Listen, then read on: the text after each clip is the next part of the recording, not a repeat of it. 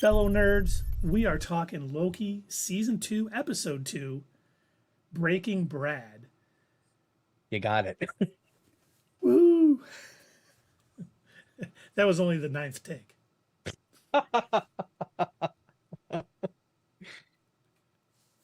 Heath, this episode.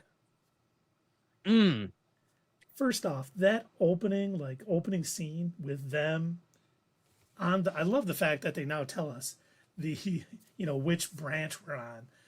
hmm I was like, oh, this is perfect. And the whole with them dressed up and hunting down, B5, that was just the almost perfect opening to any show I've seen in a very long time. I loved It it. was.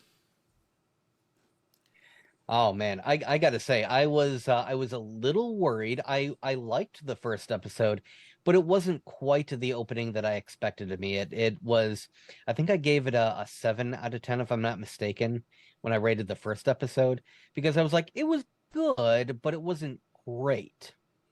But this episode, this was great. This was right out the gate. It was good. They so much going on in the story. And it didn't feel short either. No, it really didn't. It felt like when we got to the end, I was like, all right, That was that's good. how you do it. Yeah, it didn't feel anything like those couple of episodes that we had in Ahsoka. If you recall, it kind of felt like, oh, it feels like there was still more story to tell. This actually feels like a solid TV show episode and a well-produced one at that. And like I said last week, I was very worried about this show with a new showrunner, a new hmm director, and a new head writer. But man, it feels just like season one. I mean, they have Yeah. not skipped a beat, and everything that's going on is just interesting and leading to new things, and mysteries are hmm still there, and they're solving some things. And man, everything about it, I'm just like, there was a reason why my wife got me the steelbook of season Oh, one for my birthday because that I is love really this cool show. looking. And man, this is not disappointed in any way. We got the whole, the Brad scene, Brad Wolf, who Right. Zaniac is a character in Marvel Comics. For those of you that don't know, Zaniac, Brad Wolf is an actor who was possessed by this demon, Zaniac, and he fought Thor like back in the 70s or 80s, I think. It was pre Walt Simonson days on the comic, and I'm sure that's just an Easter egg. I don't think I'm not saying Yeah, he's going I to become Zaniac. I don't. think they just did that as a sort Right. of nod and a wink to people. But that was hmm great. It's so fun that they're doing that stuff. Yeah. And, even the movie Those are the poster in type the of movie. those are the type of Marvel Easter eggs that I like. It's one of those where it doesn't ruin the show if you don't know what they're doing. Like to anybody who has never heard of Zaniac, they're just like, okay, it's just whatever, name they pulled out of a hat, and this is a character that he's playing in the movie. But if you do know from the comics, it's like it's a fun little Easter egg. And that's like phase 1 and 2 of Marvel. That's the type of Easter eggs that they would do. Yeah. Throw little things out there. They're not going to, they may come back to it later. I don't think they're doing it with Zaniac. hmm But then we even got to see, I loved, man, when he's trapped, when Brad Wolf is up against the wall and Yeah. Loki's using the things and the horns Oh come out yeah. and grab him. I was just like, that is awesome. That is what Loki would do. And then Yes. I thought the best part of the whole thing when Mobius is talking to Loki in the middle, and that wasn't the real Loki. He's not going to hmm be in the center. That's where someone's going to take a first shot. He's off to the side. Uh-huh. I was just like, oh my god, they just worked that whole opening scene to perfection.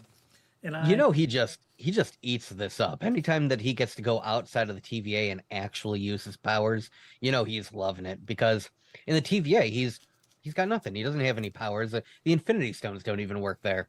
So when he's able to be full on 100% Loki, well, and it was great too because they hinted at that, and when they were interrogating Brad hmm in that room, which I did not. When they first went in that room, I was like, first, I'm like, God, it's way too orange. What is wrong with the interior decorator of the TVA? He's got problems. But I was like, Kang. where are those grates in the floor? And I thought it was like somewhere they wash stuff. I don't know what I was thinking. And to find out they crush people in those boxes and probably let the blood go down the drain and stuff. And I was like, Probably. man, I'm not sick enough individual to know what that was all about. I actually have questions about that because so I chuckled in season 1 when they would catch a variant and they would put on basically a mock trial and if Wait, you the didn't whole think thing that was was a everybody was legitimate guilty trial? regardless. What's that? You didn't think those were legitimate trials? No. Not in any way. So, they put on the mock trial and even Loki calls it out are, has anybody ever been found innocent? No. Okay, great. So, so like everybody is brought on. They have to go. It's like bureaucratic nightmare. It's like being at every Secretary of State if you're in Michigan or DMV if you're anywhere outside of Michigan because we got to be weird for some reason. Take a number, stand in line, wait for it to be called. Be there for hours, all for like nothing. And I am curious. Why would they have a torture room? What was that intended for variants, or do you think it was intended for rogue TVA agents? I'm trying to figure out like what the purpose of that would have been. I think it was rogue TV agents. I think they would Okay. interrogate them, break them, and then wipe their mind and bring it back to the TVA. Ah, okay. See, now that makes a bit more sense because I was sitting there trying to figure, I'm like, well, if all they ever do is they bring these variants in, they tell them they're guilty, and then they prune them, like, what would they have needed this torture device and this room for? And it seemed like that wasn't the only cell. It appeared like there were others. So it makes me wonder when Kang, when he was going through and purging, do you think this was like a trial and error as he was grabbing variants and like he hadn't quite figured out the right way to wipe their minds? Maybe a lot of them were waking up too quick. And I think depending on the variant they took, they might Hmm. break through the spell quicker than others. It would. I always think of it as like, did you ever watch The Good Place, Oh yeah. where she How many always times figures that out? they were Yeah, they yeah. wiped and reset? Yeah. Like some people just caught on quicker what was going on. Like Hmm. they were a variant and this was all wrong and stuff. But others took longer. And I think they eventually weeded out all the people who kind of cut through it too quickly. And then they got sort of the TVA where they're at now. But yeah, there had to be people who like every week would be like, wait a minute. I want to Wait be a on the minute. sacred I timeline. like jet skis. Oh boy, wipe them again. Before, I'm glad you brought up Mobius. Because, in the next scene, well, after they finally sort of break Brad, I'm going to say that as much as I can. He set the line. But right after they break Brad and they go to the Oklahoma McDonald's where Sylvie is, Which filmed in London, by the way. did you see all of the crazy rumors that people are thinking? That the No. kid that was taking orders at that McDonald's is Mobius. And I'm like, at first I Okay. was kind of like, no, but then they're like, that was 1982. He would have been a teenager at that time. And I'm like, it fits. I still don't think they're doing it, but I was like, that'd be pretty wild if she went there knowing Mobius was a variant there. Huh. That's like in her, because she's a Loki.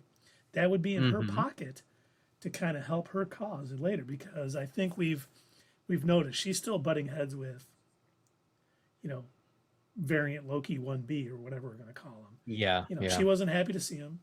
She still thinks that, what she did was right, and Loki still thinks what he wanted to do was right. It's great they're not like getting But back together too soon and they're being like, still yes, you're right. so attracted to each other. So I- weird. Definitely weird. But they even talked about it in this. They kind of had a nice little meta moment where they were talking about how weird it was, and no one expected that or whatever. The two variants. So they realize it. But Good. I was laughing because when Brad was all nervous and like, I'm just gonna go. You guys got this now. I'm leaving. And I'm like, what the hell's going on? Like, it was not to me. I don't know about the rest of you. It wasn't obvious that that general was going to go in and just wipe out all of them timelines. Like, I they mean, just I went assumed in- that's what they were doing because she was the one when they were sitting around the round table that she kept saying we need to keep doing what we were doing. That's what I was saying in our last stream. I assumed that's what they were doing, that they were trying to continue pruning all of the timelines because they were still very much brainwashed into we're the TVA and this is what we do. And I it seemed like that's what they were talking about when they were sitting around the round table discussing it. and once it happened, I was like, oh yeah, now I can remember. I just thought they were going to come in and have like a big battle, trying to Oh, grab Sylvie, and then like Loki and her would run off. He would like kind of save her, and they'd sort of be like midnight run, you know, sure. against each other, but needing each other to stay alive. And then I was Uh-huh. like, oh yeah, they took all those pruning devices to last episode. So, I just thought they so wrote it season very one well. again. And then when you Hey, see everybody just, loved the train scene. Let's do it again. you know, pruning all that stuff, it was only a band-aid because they're still going to start splitting off ad nauseum again, and they're not going to have the people to end it. But I thought it was a nice way to. We know that OB is working on the loom and getting, Yes. you know, so it can handle all the branches. This was like a band-aid to kind of give him a little more time without just being like, we only have 5 minutes until it explodes. You got to fix it now. And him like last second fixing it. It was nice. And They it's like, found a way oh, to slow it well, down. I guess it's not the big. So I've got a question with you, for you about that, because I think the tone that they were going for was, oh, we should be devastated by this. Those were thousands, those were millions and billions of lives. You've completely, and they said it like multiple times. A couple of different characters were commenting how terrible this was. This is a genocide. You've destroyed entire worlds. You've killed all these lives. They've been doing that. I know, I get that they like just realized it, and now they're suddenly like, oh no, this is terrible what we've been doing. But like they basically just told the audience this. Like, as far as we were concerned in season one, this really wasn't that big of a deal. Like, as far as we were led to believe, it was almost a joke. They made a joke out of it. And so the feeling that I got in season one, like, okay, they, no big deal. They got rid of the branching timeline, and everything is set back to the way that it was before. So the fact that there were a bunch of lives lost, it didn't seem like that big of a deal. And now, come season two, okay, now you're supposed to feel a certain way about it.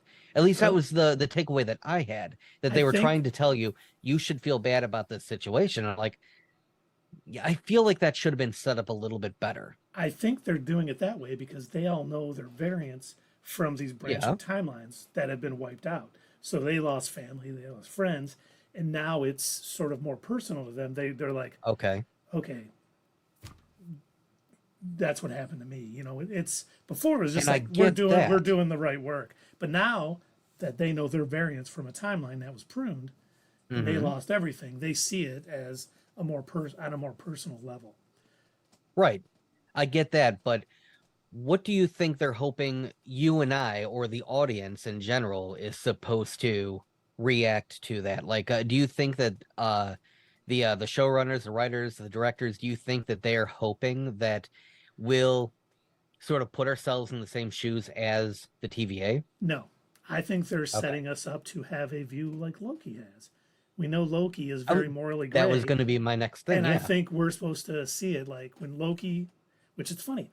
Last week I said I think Loki is going to take the place of He Who Remains at the end of time. Hmm. A lot of channels have picked up on that now, probably watching our videos, of course. Probably. But and And I think you're right about that. I think they're showing us that these people are against it, and Loki, he's fine with it. He's going to be like, we have to do this. He could care less about the billions of lives lost because it's canceling out a greater threat with the multiversal Kangs.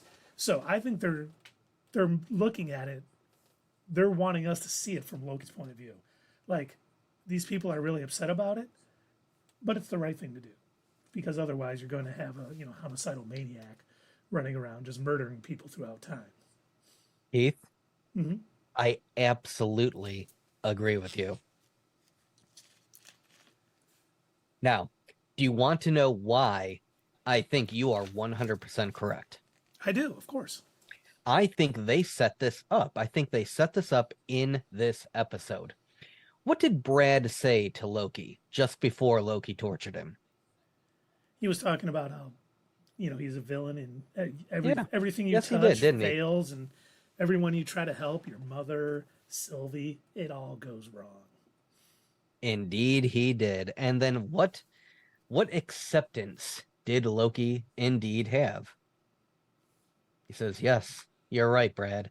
I am the villain. And I bet you any money that not only are you right, Keith, but I think, and this is my big what's next prediction for the last episode, but I think Loki is going to announce to the TVA, you all said it, you all knew it, I am the villain. I believe You it. may not like it, you may not want me to prune these timelines, but this is what needs to be done. So he's going to purposely play the role of the villain, even though he doesn't really want to be the villain anymore. He's going to play the role of the villain to prevent an even bigger villain. Yep. I agree 100%. And I also think, I don't know how caught up you are on the current Avengers run or the last run by Jason Aaron. They had this whole multiversal Masters of Evil, where it was like Doctor Doom and Killmonger and all these major villains. It was like they were destroying universes, going through killing all the Avengers. But one of the things that there was an Avengers Prime, they called him, and he had like Deathlocks that were traveling time, and they were gathering Avengers to fight this multiversal Masters of Evil. Okay. Do you know who that Avengers Prime turned out to be? Who? Loki. Wow. And he okay. didn't do it like he didn't do it like I'm an Avenger now and I love it. He goes, I'm always the one that brings them together to fight. And are the comics taking notes from the show? Maybe, but when I was thinking about that after the show, and I'm like, they could honestly have him for the rest of the multiversal saga be that Avengers Prime, where he's pulling people together and he's the one drawing out of, because he would obviously with the TVA have access to all of these branching, multiverses and timelines. He'd be able to pull any heroes he wants to help fight. And I think they're really setting this up. He's going to be he who remains at the end of time in a Citadel, but he's also going to be Avengers Prime. Okay. All right. Yeah, I can see that. And welcome, Sierra. Always happy to have you. And she is loving Loki also. Good. Good. And like Doug was saying earlier, this is getting almost universal praise from what I see everywhere. Like even the people who, well, not Nerdtronic. Let's not go there. I'm sure he's bashing it. But like everyone is really enjoying the show and loving it. And there's tons of theories. A lot of people were talking how their video wasn't doing that great after the first episode. But now, which is weird. Videos are popping up everywhere with all these crazy theories and all this wackiness going on. And I actually have a theory about OB. A lot of people are saying OB is going to be the villain of the series, and he's going to turn out to be like Midgard's serpent because Ouroboros is the snake eating its tail for sustenance. No, they're not doing that. That's crazy. But what I do think some of these channels, they're looking way too deep into it. It's always fun. Don't get me wrong. I love the wackier the theory, the better. Especially when you nitpick little items out and you're like, well, because he said this relates to this. And I love that. It doesn't come true. I don't let it ruin my enjoyment because, it's like WandaVision. There were so many wild theories out there and none of them came true. But I still enjoyed the show for what it was. I was like, oh, man, they did us dirty. Teasing Mephisto and then never, giving it. So, but I think OB, I kind of talked about it last week. I think OB is going to be a big player in stopping Kang and slowing down some of this multiversal stuff with the prune. And I think what's going to happen is, he's kind of needing to get outside and he can't get outside. And we know that if you're out there for too long and exposed to too much, it can rip your skin off. It can do a lot of bad things. Right. I think he is going to basically go out there and kind of get the loom working again at the cost. I don't want to say his life, but he's going to be caught out there. He's going to end up saving kind of the sacred timeline, and it is going to change him. Okay, can I guess where I think you're going with this? Yeah, please. Okay, all right. So, I think I like this direction where he is going to probably save the TVA, repair the loom, but are you thinking that maybe these other channels are misinterpreting what the whole snake eating its own tail thing means? Maybe OB is going to have to connect himself to the loom? Not so much. Oh, all right. I kind of like that theory too, but one of the biggest players in Secret Wars is the Mm-hmm. Molecule Man. And I think he is going to basically kind of get sucked into the loom and spit back out, change forever. And he's going to have the power of the Molecule Man. And he's such Oh, a, kind of just he's, become a different character. Okay. well, kind of get the powers of the Molecule Man. All And then right. we'll find out that, OB is a variant too of, can't remember the Molecule Man real name now. But I think he's going to have those powers. And because the Molecule Man was so powerful, he couldn't be like this raging villain. And he is going to use the powers as best he can, even though it's going to corrupt him slightly. Because, if you had that ability, and I think they're going to go that way and use that to bring the Molecule Man and play a part on, Battle World once Secret Wars comes up. Ooh, okay. That could very well be. I thought at first, I thought the direction that you're going in, um, I know that you're probably not as familiar with it as I am, but that game that you showed me the trailer for the remake, Persona 3. Yep. So, spoiler warning for anybody who has never played that game, but they kind of give away the way that it's going to end, like in the very beginning. They introduce the game by letting you know, hey, everybody in this game is going to die. And essentially what ends up happening is the main character has to sacrifice himself to hold back a god. He becomes this giant, like, statue with his arms outstretched, holding back like a gate to prevent this god of destruction from killing everybody on Earth. And so he has to become part of what's known as like the Eternal Gate or whatever. So normally the gods would be able to come and go, but he blocks it off, and he turns himself into a statue to block it off, so none of them can get out again. And I thought that was kind of the direction you're going, that OB would have to like become part of the loom in order to keep it running, and he would be essentially going back and forth throughout it, sort of metaphorically eating his own tail. See, I like that too, because that would be one way to keep the sacred timeline intact. But I kind of like the fact that he might become a Molecule Man too. That's also awesome. We We like need each other's theories. Yay! Yay! And we're right 100% of the time, so. We are.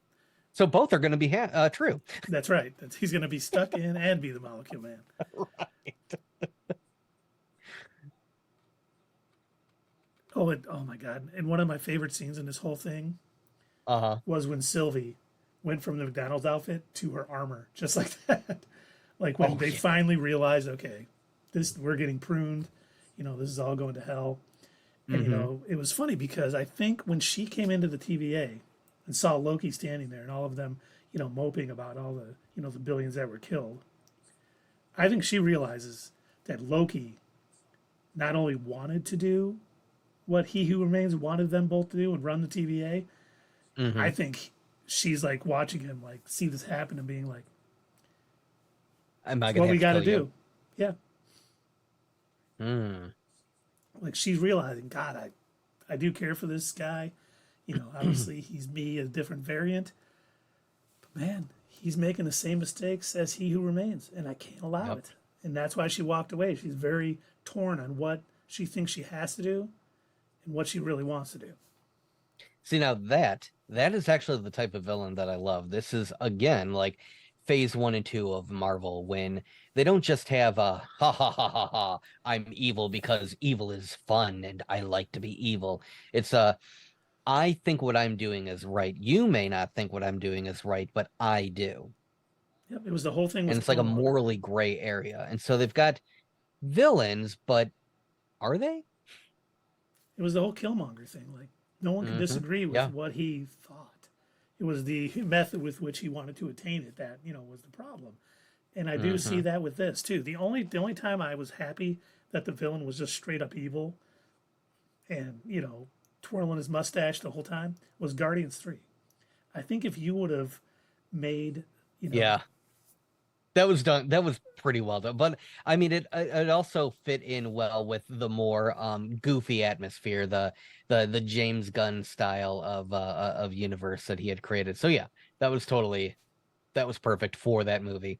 It was needed. It worked. Everything about it was great. And also the way that Peter Quill just like made fun of him, like, oh, okay, you're gonna give me the villain speech now. Got it. So yes, that was awesome. But yeah, having something more nuanced like this, where potentially Loki is a potential villain, Sylvie could also be a villain. It all, the TVA, they could be the villains on either side, right? So you've got the ones who don't want to purge all of the variant timelines, but in not doing that, they're making it easier for the Kangs to come about and take over.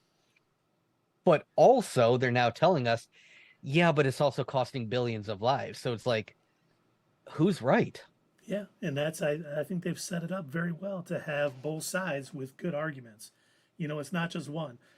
We're just going to do it because we've always done it. They're like, both sides need to do this, both or sides. We need to do this, or it's going to be hell. We know what happens with a multiversal war. Miss Minutes told us, and the other people are like, I can't kill billions of people. I don't care what the cost. And both sides have good arguments, and I think it's going to play out this season. And I think we're going to see, Loki be the villain that he is. I think we're going to see Sylvie kind of be at odds with him, not be the good guy. There'll be two sides to the TVA fighting it out, and that's all going to help the Kangs kind of slip themselves in. With Victor Timely, which I was very disappointed we didn't see him yet. I can't wait. I'm okay with it. I think it would have been a bit of a rush. I'm all right with the direction that this one went, because it allowed us to. It did some world building, which I appreciate. I appreciate when they take the time to properly build out the world, but still are able to do character development. This is something that I don't think enough people who consume this media, I don't think they give these creative teams enough credit when they're able to do both, because it's very difficult to juggle. Like, a lot of people will say, oh my God, George Lucas is a genius, but here's the thing. George Lucas is really good at world building. He is not particularly great at character development. Or dialogue. So, like, he's good at making, like, base structures of a character, but usually it's other people who help flesh them out. And that's where you get folks like, Dave Filoni coming in and expanding on Anakin's character and creating Ahsoka and building up these, really expanding on these sort of basic templates that George Lucas created, because he's an amazing world builder, not great at character development. And so when you've got creatives who are able to take this show where you've got Loki, where you've got to take this. Literally 2 weeks ago, he was a villain trying to take over Earth and lead an army in the name of Thanos. Where you've got this character, and they've got to find a way to make him relatable, make him the kind of main character that your audience is going to want to watch and follow week to week. But then also expand on this crazy world where time moves different and, all of this weird stuff happens. I give thumbs up. I give major kudos to the people that can make that happen, because I couldn't take my eyes off the screen. This episode especially was so good. The way that they juggled both of those so well. No, and they did. And welcome, tall guy.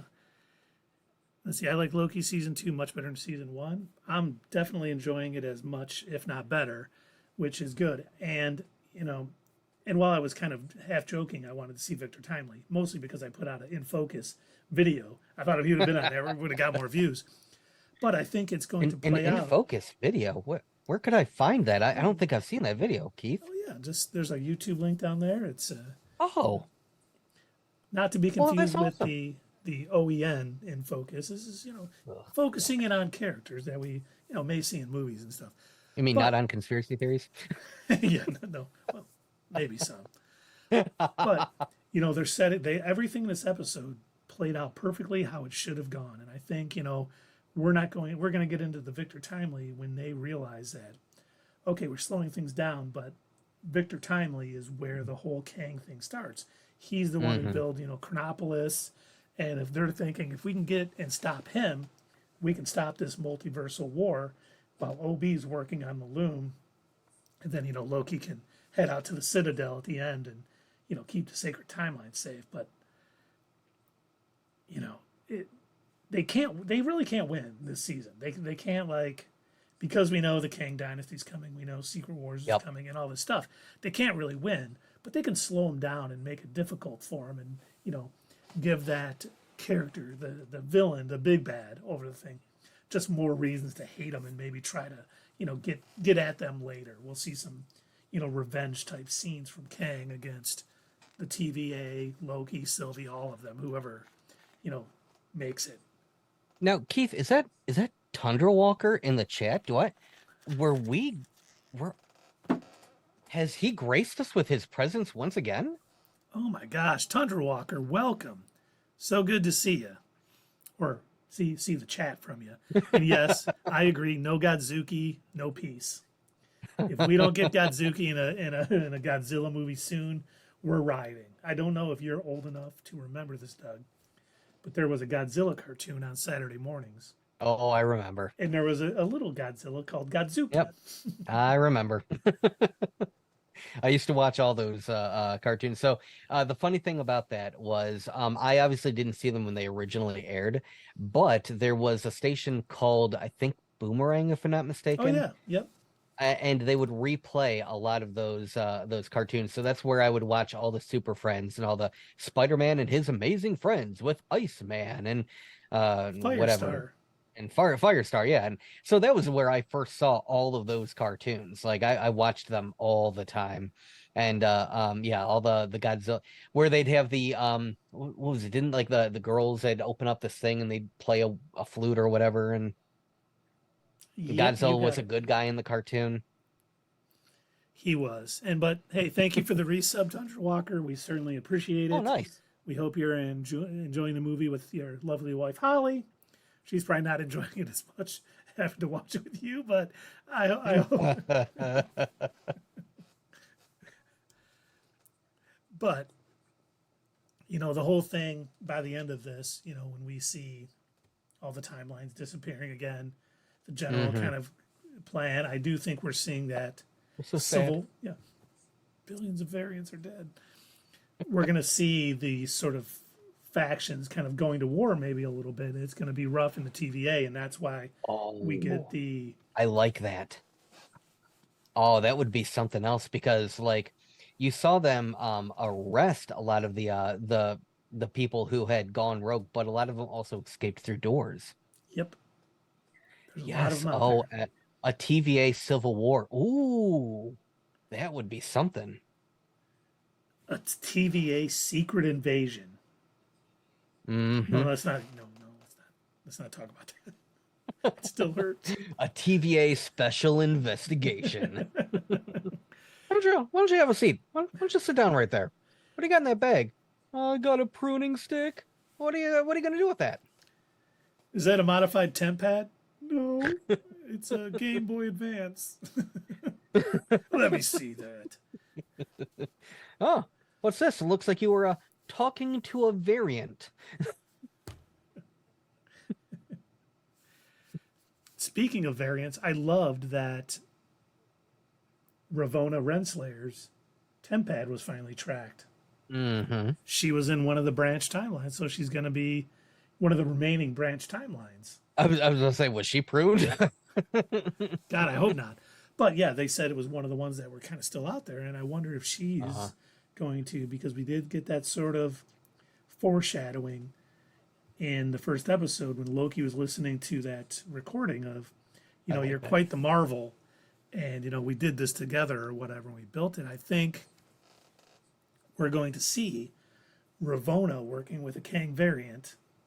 Oh, yeah. It's Victor Timely, Mr. Griffin, one of these, crazy things. I think she's going to be working with him trying to build the TVA back up. And I wonder if she is going to be finally, by the end of this, work with Loki to get him to that citadel.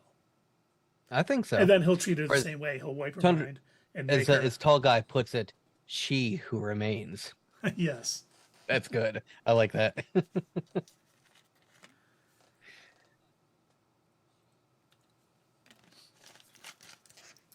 But, can't wait till, obviously, the mantra has changed from Ahsoka, but man, I can't wait till Thursday night. I know. And we only got 4 I'm episodes really left. looking forward to this. Let's Wait, hope it what? doesn't- I said we only have 4 episodes left. Oh, I hate how short this is. Right. And do you know when the season finale is? No. November 9th, when we'll be seeing at the theater for the Marvels. Really interesting. I wonder, why would they plan it like that? I don't know. It's a very odd choice. Especially with all the movies that kind of moved around. They could have moved the Marvels Yeah. a week later. And then we could have got the season finale of Loki, then the Marvels the next How many week. people are going to skip out watching the Marvels on Thursday so they can watch Loki instead? Probably quite a few. Especially if it keeps the quality through the next 3 episodes before the finale. I think there's going to be a lot of people waiting to see that movie till later. Now, I'm curious about your thoughts on some news that I've been hearing floating around about Loki and, well, kind of a lot of the MCU shows in general. We touched on it a bit in our last live stream where we were talking about what was going on with Daredevil and how we were shooting down a lot of the claims that, oh my gosh, there's everything is getting canceled. So we touched on the idea that most of these shows had never been intended to go beyond 1 season. Right, so they were only planned out. Like WandaVision was only supposed to be that 1 season. It wasn't supposed to, be renewed for anything else. It was like a mini series in a way. Limited series, yep. Limited. Okay, that works too. That's a good name for it. But yeah, so like a lot of these people that are thinking that, oh my gosh, this means doom. No, not necessarily. If that's the story that they intended on telling, and it didn't need to go beyond that single season, or that that 1 limited series, and that's understandable. Now, a lot of people are saying that, oh my gosh, they're the same rumors are going around about Loki. Oh, this is the end. Loki is only getting 2 seasons. It hasn't been renewed for a 3rd season. What if it doesn't need one? I mean, I want to see more Loki, but if they close out the story, if they end it at a point where it makes sense and it just doesn't need anymore, doesn't need to be drug out and ruined, then I think myself as a viewer, as a consumer of this media, I think I would be okay with that. There was something, one of the things I think America has done terribly with television shows is drag it out too long.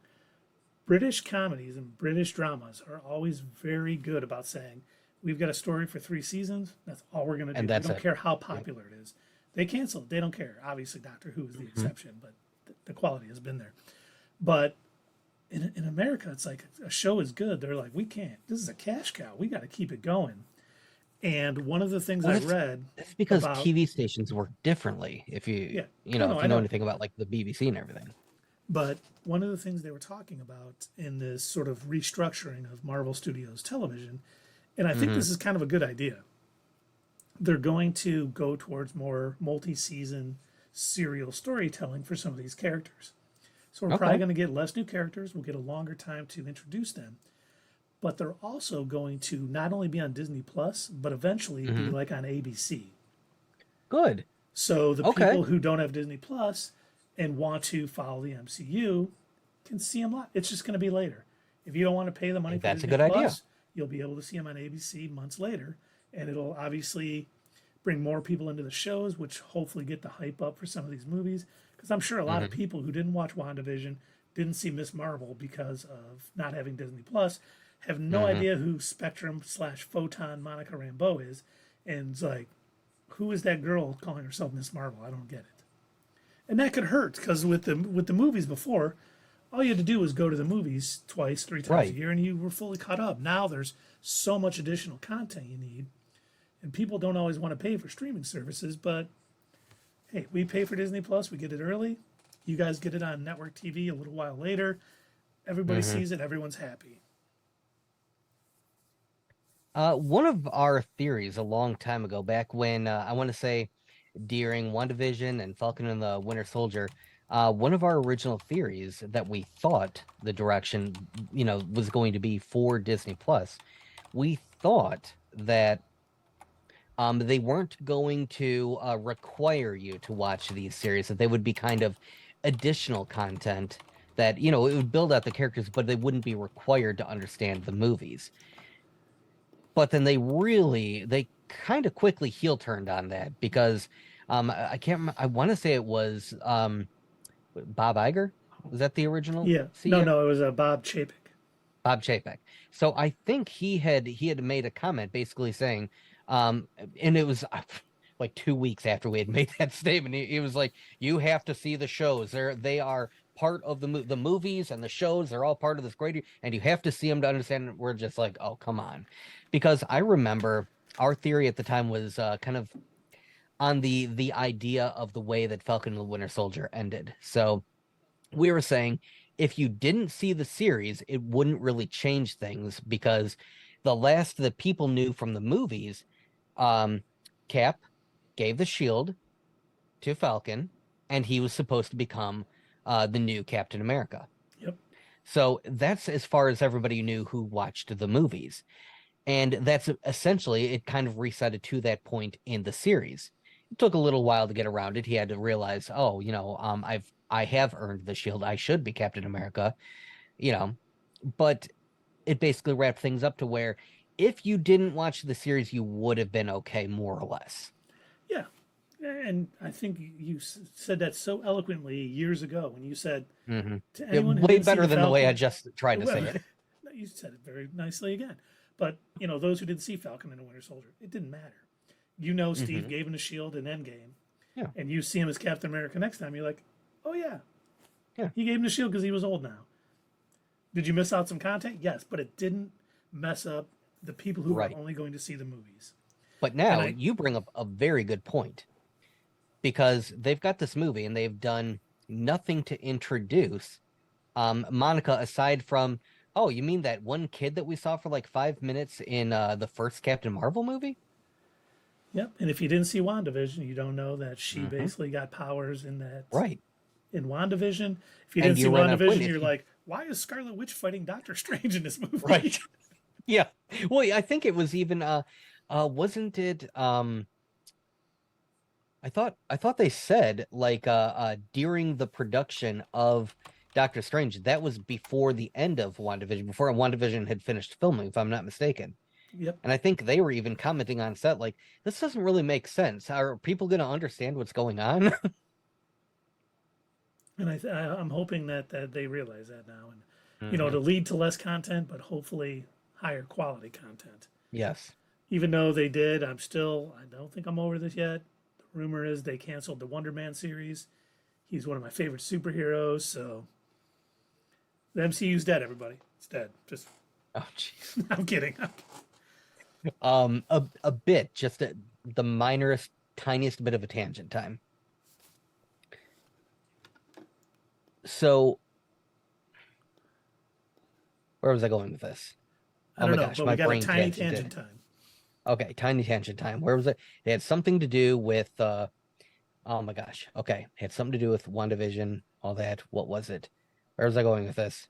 You know what? I've forgotten already. I'll come back to it when it pops back in my head. Sorry, everybody. No worries. You said it earlier. We're all old. This sometimes happens. Oh boy, I don't remember where I was going with it. It had something to do with WandaVision and the shows and everything, but I don't remember now.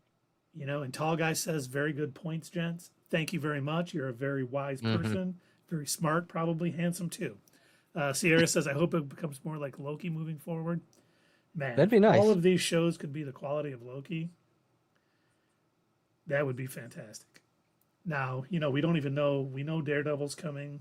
There's no way they're going to cancel Daredevil. We know that Ironheart has filmed, so I'm assuming they're going to play that. We got Echo coming up, Agatha, Darkhold Diaries. So there's things out there, and I don't think that, well, maybe they will. Maybe we won't see some of these.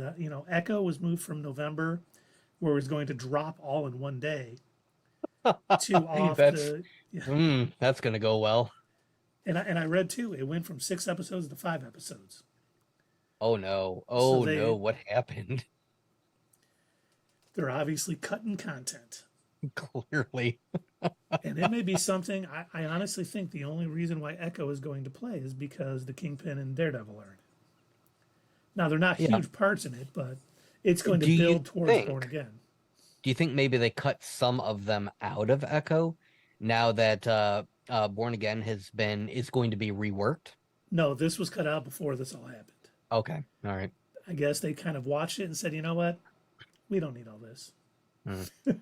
Probably stuff that they may have wanted to go later. And I think this Mm-hmm. is a very bad sign for having Echo show up Yeah. down the line in the MCU. I think they're kind I of cutting out some plot threads that would I make think sense they for her to did come back. her character a little wrong. One of my favorite iterations of her character was in the Echo, I guess, miniseries. It was um oh my gosh, the art is fantastic. It is so good. In fact, if you look at our Echo in Focus video, only on Not Your Status Quo YouTube channel. If you look at our Echo in Focus video, I do show some of the art from that comic, and it is so good. It's a lot of like watercolor inspired, but it's a really good comic that really fleshes out her character, and it does, in my opinion, a better job than the short little nod to her that she got in the um, Hawkeye series. I don't know that she should have really been a part of it. I think that it was sort of the Spider-Man 3 of of handling characters. They're like, "Hey, people like these people, shove them in." And it was like, that's fine. And I guess it makes sense as far as Kingpin is concerned, but they really escalated her character. Like that whole thing where she shoots out his eye and everything, that's supposed to take place after like a lot of investigation and working with Matt Murdock and everything. Like this, it wasn't a spur of the moment thing. It's supposed to happen over time. They really rushed the development of that character to the point where now in her own series, I don't know that anybody's gonna care. And honestly, if they would, I agree with you 100%. If they would have done kept her kind of a villain throughout this series, Hmm. Hawkeye doesn't know that Kingpin killed her father. Don't let anything Right. like that get out here.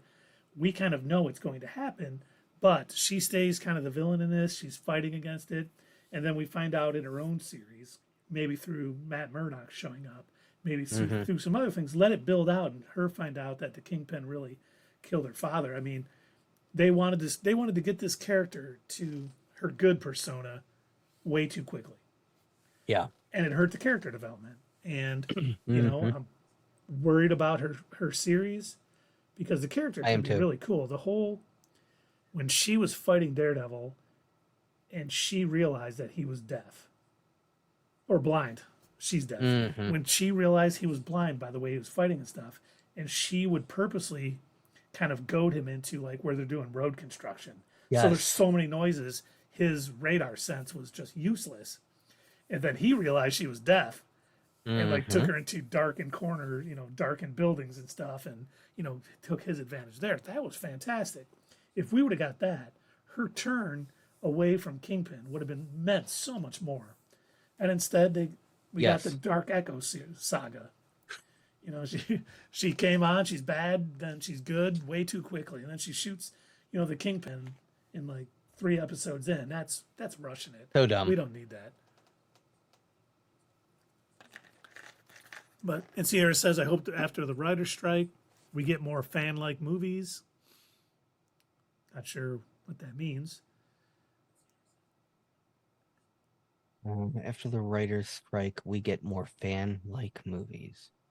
Do you mean movies that fans would appreciate or something? Or are you saying like something more akin to like what we saw in the earlier phases of Marvel? Like what? Yeah, I'm Oh, and yeah, curious how tall you're guy, thinking too. tall guy says I agree, Sierra. I got the phase 1 through 3 feels for this new season. Okay. Movies for the fans is what I meant. Okay. Okay. All right. And yes, Sierra, you're right. I'm more interested about Yelena than anyone else. I'm looking forward mainly to the Thunderbolts because we're finally going to get Miss Yelena back as the Black Widow, and she was I can't wait fantastic for the Thunderbolts. yeah, she was fantastic in the Black Widow movie. She was Yes. even better in the Hawkeye series. Like her sitting there eating the mac and cheese at Kate Bishop's house was just She was phenomenal. probably the only good part about the Black Widow movie. Yes, yes, yes, 100%. And there's so much they can go with her, and I hope she stays around in the MCU for a while because Mm-hmm. we need more of that in upcoming We do. movies. And Tall Guy says, I'm only worried about Echo because they're releasing it all at once. That's one of Yeah, those that is things pretty that worrisome. you're like, I wonder how this is going to be. We're Mm-hmm. releasing it all at once because it's so good.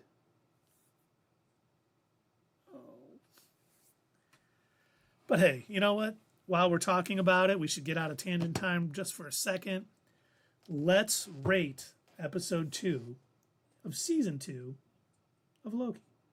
That's a good idea. I like that. Yeah, let's go ahead and give it a rating. Do you want me to start or do you want to? Yeah, go ahead. All right. So I've already gushed about it pretty thoroughly. I thought that this was a massive improvement over the first episode. Again, not a whole lot wrong with the first episode. I had a few nitpicks here and there. I thought that they spent a little too long, here and there, stretching it out a bit, and but it was good. It was good. But this episode, episode 2, was great. Literally the only nitpick that I have, and it's so minor, was that scene right before the end where they're showing us the timelines that are getting purged, and again they're trying to like oh, we should all be so sad, all the millions of lives that were created and then wiped out like that, and even though you were told that it was totally okay in the first season, now we want you to feel sad about it. And it's like, you're really trying to pull at my heartstrings, but you didn't really set it up properly to make me want to feel bad about this. So again, that's why I asked you if I wasn't sure if you thought that was the creator's intent to make us, the audience, feel bad. And when your reply was, yeah, no, I don't think so, I would tend to agree with you, because if that was, they did it was a poor job. So I would probably want to rate episode 2. I'm going to rate this one an 8.5. This was, in my opinion, pretty darn good. This was really good, and I thought it helped answer some of the questions that were left behind in episode 1. In fact, that was one of the things that I did praise episode 1 of season 2 on, is they did such a good job at catching everybody up, answering all the questions, and they didn't really leave anything hanging. And episode 2 continued to do that. So they answered all of our questions. Like, the only thing that they had left hanging in episode 1 was, oh, there's Sylvie, and how does she get her job at McDonald's, like we saw in the preview? Well, episode 2 answers that. Oh, okay. She decided that she liked it. She wanted to hang out in this world. So she decided to work at McDonald's. Cool. Good. Question answered. We wanted to know what was going on with all of the rogue TVA agents grabbing all the weapons. They answered that question. Great. So they're, any loose ends that may exist, they're tying them up real quick. They're real good. That we're not leaving any threads hanging. The audience is going to constantly be in the loop about what is going on. And I like that. I appreciate it. And to me, it didn't feel, I read your comment, Bad Coyote Funky. You said that you liked episode 1, episode 2 dragged for you, and it really took away the gravitas of Loki's villain character with that pie scene. I don't think it did. I don't think it did, because Loki is they're developing his character, right? So at this point, he's not supposed to be a villain for villain's sake, right? So if you're watching this episode earlier, we had kind of commented saying that while Loki is going to potentially be a villain, we think he's going to be more of a gray area villain, right? So he's going to probably take over the place of He Who Remains. And while he may be seen as a villain in the eyes of some of the TVA agents, including Mobius, it may be that he feels morally that this is what needs to be done to prevent Kang. So he's already gone through some development where he's not the same villainous character that he was 3 weeks ago. He watched that slideshow. It made him sad a little bit. So And everybody knows, if you watch a PowerPoint about your life, it makes you a little bit sad, and now you're a good guy. And Bad Coyote Funky said, I don't understand why Sylvie was so incredibly mad at Loki. Last we saw, she was trying to stop him from destroying the cosmos. That is why she's mad at him. We kind of talked about this a little bit earlier because they have different views on what should be done.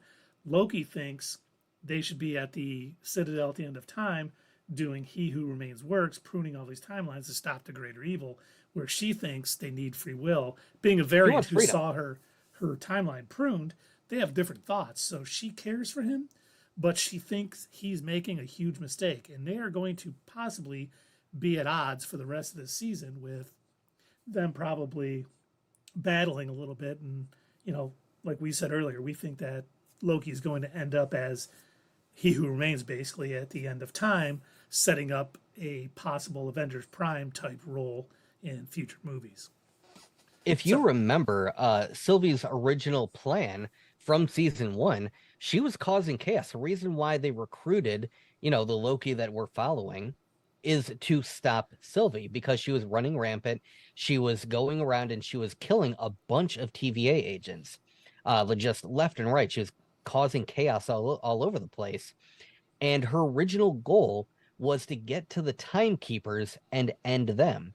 So she basically she switched to the person that she eventually eliminated. But this was always her plan. Her plan was always to basically get rid of the control.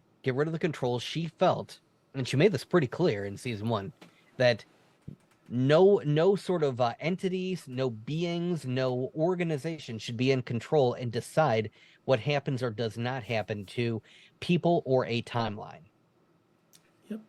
And that's what's putting her at odds with the Loki variant. That's the head of the show. And let's see, Sierra gave it a 7. Tall Guy gave it a 7.5. And we are still on tangent time. I thought I moved that. Thank you, Tall Guy. I'm lock syncing with Doug right now because I thought this episode answered a few questions, got a few things motivated. We got the possible civil war within the TVA with the rogue agents who were pruning all of those timelines. We got Obi a little more time to help fix the loom. That made sense with them pruning all of those timelines. We got Sylvie and Loki kind of at each other a little bit. They're kind of squaring off with what is the right way to go because there's no real right answer to this. Do you give people free will and allow Kang to kind of, have another multiversal war? Or do you, do what needs to be done to keep Kang away, but you're killing millions of people? There's no real right answer. And they've done a good job of setting all of these things up to answer in future episodes, or I shouldn't say answer, but see where people lie and see where this goes about. And I mean, that opening scene with, where they're chasing, Brad throughout London at the premiere of Zaniac was just fantastic. I thought for an opening scene, that was one of the best cold opens I've seen in a show in a very long time. I thought one of my favorite parts, we didn't even talk about this, was like the 70s version of the Loki theme that was playing during that scene. That was so well done. I thought they actually did everything really well in this episode, setting up the whole thing where they're all sort of upset about all those timelines being destroyed and all those lives being, and Loki was kind of like, oh, well, whatever. Let's go. Let's do something else. Right. Was very much setting him up for what we think his role is going to be later. And I thought they nailed this episode, and I can't wait till next Thursday. And I'm with Doug. I'm giving it an 8.5. I think it was tremendous. Okay, let's see. Is Sylvie needed at this point? Yes, she is the counterpoint to Loki. So she's done her damage, but Loki is still there, and he still is probably going to carry on He Who Remains work. So she's needed as that sort of yin to his yang. Well, yes and no. I can see this from 2 different angles, right? So I get that she could be the yin to his yang, right? I do understand that point, but at the same time, if Loki is going to be this character where he has to sort of decide what side he wants to take, and as far as do we prune the timelines, do we not? It could eventually lead to Mobius and Agent what is her name? B-15. B-50 turning again. They would basically be the yins to his yang. So I can kind of see where, yeah, she like what Bad Coyote Funky puts, she's done her damage and resides herself in a timeline. Yeah, she kind of is. She did set it up, so I can totally see why um her usefulness, and I'm putting this in very heavy quotes, why her usefulness in the series may not be needed. Like she's done what she needed to do, but I'm also going to leave it up to the showrunners to flesh out her character. We'll see. We'll see. Maybe there's still more for her to do. We know that she's going to come back at to the TVA when it seems like everything is crashing to a halt. So who knows? Maybe she'll have a change of heart and she'll want to undo some of the damage. And Tall Guy says, since all those timelines died, very much like Thanos said, they'll never know it. Doesn't make it any That's more right. that's kind of how I felt about it, because like I said, they haven't really set up that. They treated it again almost like it was like a joke in a way. Like it was a nothing burger in the first season. So Well, I when they mean, would tell you that's when they what would got tell you Sylvie that, so fired up about the TVA too, is because her timeline was yes, it different. did get Sylvie So it fired wasn't a up. nothing burger, but they kind of, until these people realized they were all variants from these timelines, it meant nothing to them. And now they're all like, oh man, some people we never knew died. How sad. Right, yeah, and that's what I'm saying. Like in my opinion, and I could be wrong about this, but in my opinion, I don't think they did a good enough job in setting up the gravity of destroying these timelines. They did it, and it was like, yes, Sylvie felt bad about it, but like nobody else did up until this season. And now all of a sudden, oh, we've been doing a bad thing. And it's like that's where I'm kind of conflicted on. Do they also want us to feel bad about this too?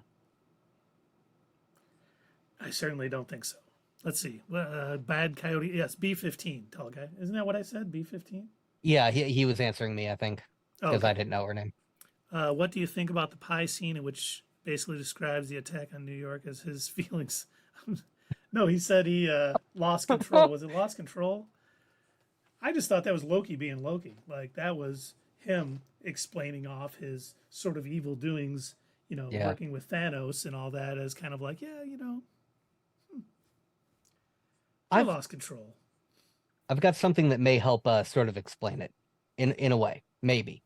Okay, so this is coming from uh somebody who watches a lot of anime. So there is a new anime that came out. Oh my gosh, what the heck is the name of it again? And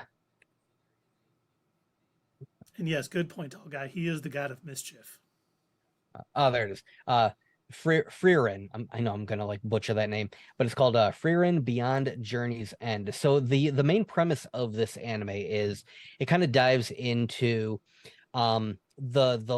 the idea of how long elves live. So a lot of these fantasy style anime, they're sort of set in a Dungeons and Dragon style world, right? So okay, here's the hero and here's their team, and they're gonna go and fight the demon lord, or they're gonna take out the big bad and everything.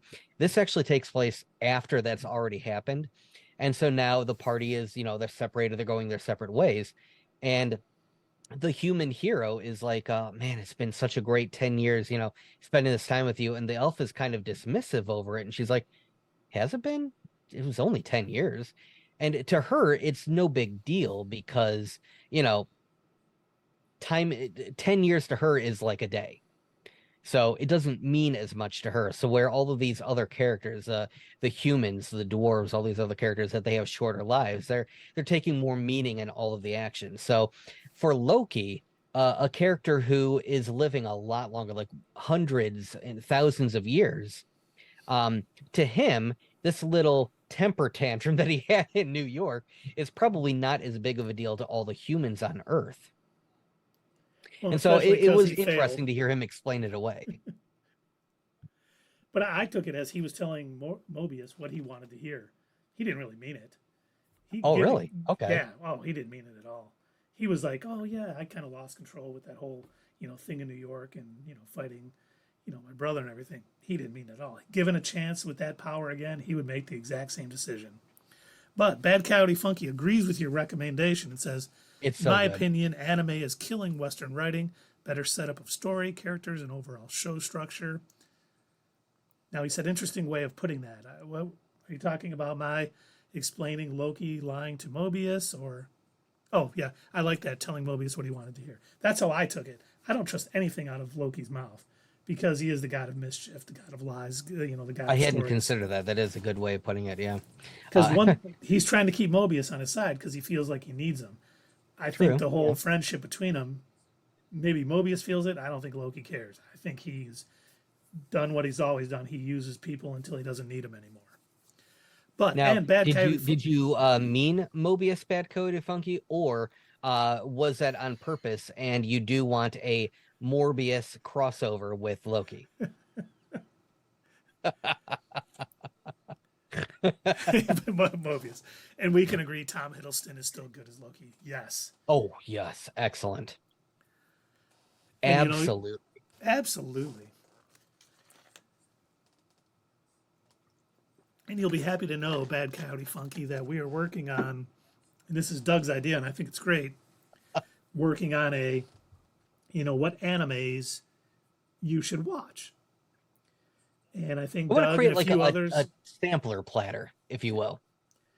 And then I'm going to watch from that sampler platter because I have not watched a lot of anime, very little. Mhm. And so, hopefully I will learn. And I think I would love anime watching it because I do love Dungeons and Dragons. I played Dungeons and Dragons when I was a kid. I played it in high school, played it in college.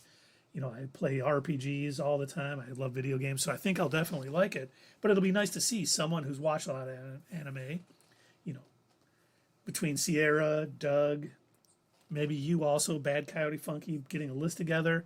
Me and Dave, who haven't seen as much, watching these episodes. We can talk about it. I think it'll be a good introduction to anime, not only for me, Dave, but anyone else who hasn't watched it. So hopefully it'll be a fun series that goes over well. Yeah, I'm looking forward to that. I definitely want to set something like that up. So Sierra, if this is your first time hearing this, yeah, it was a discussion that I was having where I would love to put together like a live stream or something, put together a list, break it out into different genres. So obviously not full seasons. There's just too much for that, but like a couple of episodes and a show from each genre, because just like with Western animation and movies and TV shows and everything, there's so many different genre of anime. So yeah, I would like to put together a sampler platter that is not Dragon Ball Z, that is not One Piece. That's too much, and I don't think that's a good representation, and it's definitely not a good way to get people into anime. So my idea is to put together a list of anime for new people that don't watch anime. And so yeah, I would like to One Punch Man might be okay. I'm going back and forth on that one because it's pretty over the top.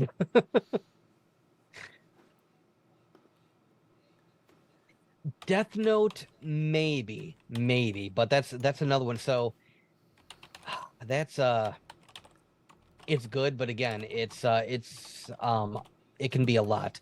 And probably only the first couple of episodes, I'd say, of Death Note.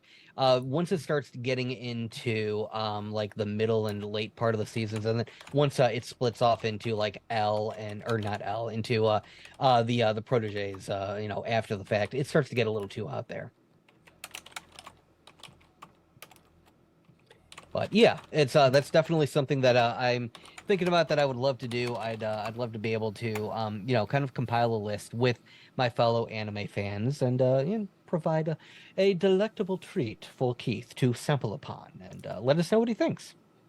Yeah, I'm looking forward to it because I know a lot of anime fans, and I trust their opinions. So I'm looking forward to that.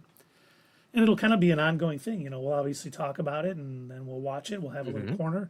It's a lot like Dave and Sierra said they were going to watch Breaking Bad and Game of Thrones, together or not together, but at the same time. Much like I'm watching Breaking Bad. And Tall Guy, how's Game of Thrones going? And Sierra, how is Breaking Bad going? I'm almost done with season 3 of Breaking Bad, by the way. Really, that you're that far into it? Yeah, I get Nice. into. That's a lot. I know. It's so good. That Though. was I that can't was stop in the days watching of it. TV where they're like 15 episodes a season, hell yeah. An hour long each. Oh, she hasn't started yet. Have you started Game of Thrones yet, there, tall guy?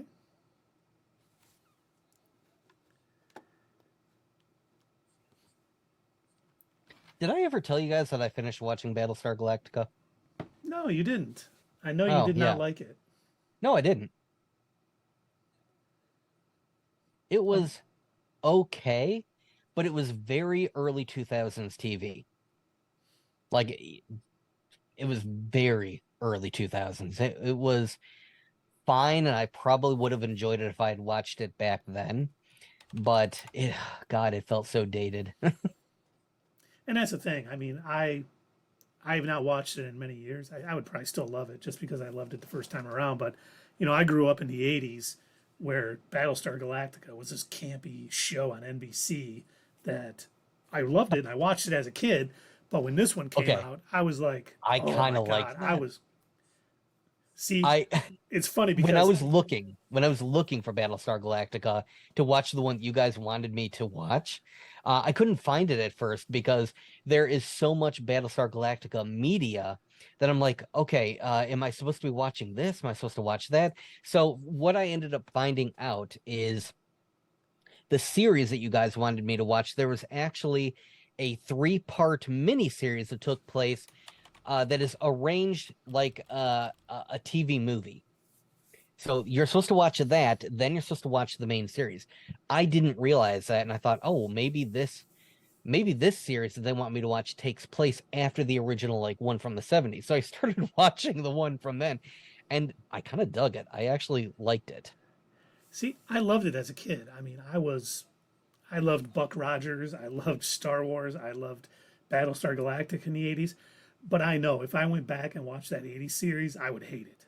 80s, okay. Where I I think the enjoyed it. 2000 series, no, I enjoyed it as a kid too. I think, and maybe I will when I get some time. Maybe I'll rewatch Hmm. Battlestar Galactica from 2000 because I loved it. Like when it came on, me and my roommates at the time were like, "Holy shit! Hey, it's Battlestar Galactica time. Let's watch it." And we were all in it. And then, yeah, bad. It kind of went off the rails towards the end. Went into all that religion before that. It definitely slapped. Yeah, it Yeah. did. Like any show, like most shows, I should say, it kind of probably went on too long. Lost kind of did that too. Caprica, that was garbage. Didn't it only last one season? I never even watched it. It was kind of Caprica was the courtroom sort of drama, wasn't it? If I remember correctly. I remember it only lasted one season. I never ended up. I always said I was going to go watch it, and I never did. Tall guy says I've seen them both, but I think I liked the older one better. I think I did too. I was watching. I ended up watching. I think the first season of the '80s Battlestar Galactica, and it is it like the 2000s one is also a product of its time, but I enjoyed it. It was campy, but I really liked that campiness of it. Where I felt like the 2000s Battlestar Galactica, I thought they were trying too hard. They were taking themselves too seriously. And that's what I mean, that's personally what I liked about it. It was more gritty. It seemed more, hey, they're lost. They need to get back. It would be a little grittier, but, to each their own. Certainly are no wrong Hmm. answers here. That's, you know, I Battlestar Galactica in the '80s got me into science fiction. It was one of those things. I loved that show. I loved Buck. I talked about Buck Rogers. I would want to see that show. I bet it was. I bet I would hate it as much as as I think I would, watching it. Except for Aaron Gray in that jumpsuit, I'd be fine. I'd be good with that. But Yeah. like Gil Gerard and the rest, I'd probably be like, wow, this is really terrible. But they could redo it and make it good. We haven't had it's funny like when Battlestar Galactica came back in 2000s and it was really popular. I thought for sure we would get a remake of Buck Rogers, and it never did. The 2000s had some great actors that went on to do amazing projects. I mean, Katie Sackhoff. Yes. Wasn't. You're right. No one else from that series has really went on to bigger and better things. That's too bad because I thought everyone did a really good job in that. You know what they need to bring back to us? Flash Gordon. We need an updated Flash Gordon. I would be okay with that. That could be really good. Oh, savior of the universe. Sierra, no, we don't.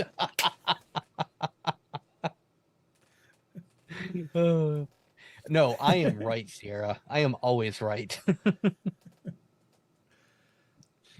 But you know what? Don't change any of the actors. Bring them all back. No, and no, don't even de-age them.